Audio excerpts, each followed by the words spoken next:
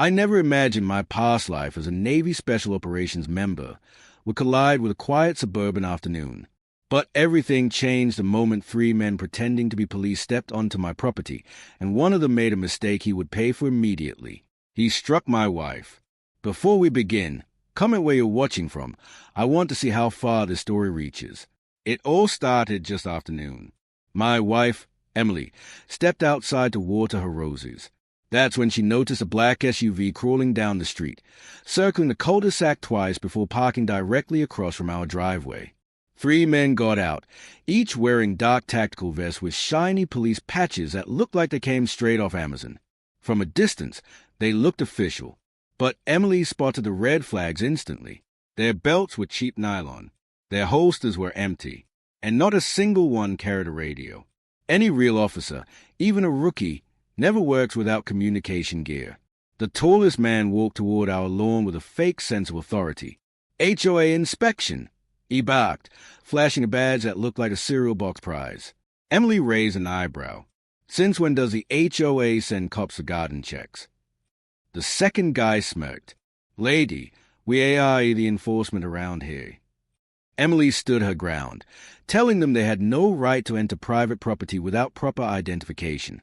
The third man stepped closer, hand on a toy baton like he thought he was starring in an action movie. When Emily lifted her phone to start recording, everything escalated. The man closest to her slapped the phone out of her hand, and before she could react, he slapped her across the face. That was the moment I stepped outside. I had been in the garage sorting my old military gear when I heard Emily shout. I saw her holding her cheek, eyes wide, shaken. Something in me shifted instantly, from relaxed weekend mode to trained instinct. I approached them slowly, but with the same posture I used overseas when a confrontation was second from breaking out. You have 5 seconds to explain who sent you, I said. The tall one tried to stare me down. The HOA president told us you've been ignoring notices. We're here to deal with it. He had no idea who he was talking to. I told Emily to go inside and lock the door. She knew exactly what that meant. Then I stepped forward, lowering my voice. You lay a hand on my wife again, and you're not walking off my property. The men snickered, but their confidence wavered when I asked for proper ID. They refused, which confirmed everything. These weren't officers. They were criminals impersonating law enforcement. A felony. The shortest one tried to regain control. We can cuff you right now if we want. He reached for a pair of flimsy metal cuffs, the kind you'd expect from a kid's Halloween costume. That was it. Whatever patience I had was gone. I moved. I grabbed his wrist, twisted, and the cuffs hit the ground. My elbow met his jaw in one clean strike. He collapsed instantly, hitting the grass with a groan. The second man panicked and swung his baton. I sidestepped, caught his forearm, and used his momentum to throw him onto the pavement. The thud echoed across the block. Neighbors came outside, whispering. Phones were recording. The leader stepped back, fear finally creeping in. You're assaulting officers, he yelled. No, I said, stepping closer. I'm stopping 3 cowards from assaulting my wife. Right then, Emily returned to the doorway, phone recording once more. I already called the sheriff, she shouted. Hearing that, the leader spun toward the SUV, trying to escape. I grabbed the back of his vest, yanked him off balance, and pinned him against the hood. He struggled, but without real training. He had nothing. Minutes later, real deputies arrived, lights flashing, guns drawn, hands where we can see them. I lifted my hands immediately and stepped back. Emily pointed out the 3 imposters on the ground. They hit me. They pretended to be cops. The deputies examined the fake gear, the patches, the plastic equipment. It didn't take long before all 3 men were in real cuffs. But the biggest surprise came at the sheriff's office. Under pressure, the ringleader confessed. He told deputies the HOA president, Marlene Harding, paid them cash to teach us a lesson. This wasn't random. It was planned, targeted.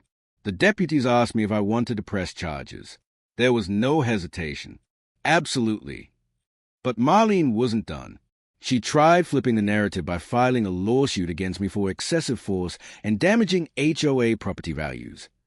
My attorney almost laughed reading the complaint. Don't worry, he told me. This is going to blow up in her face. The court date came fast. On one side, Marlene, sitting stiff in a blazer 2 sizes too expensive for her personality. On our side, Emily, calm but determined, with our attorney ready to demolish their storyline.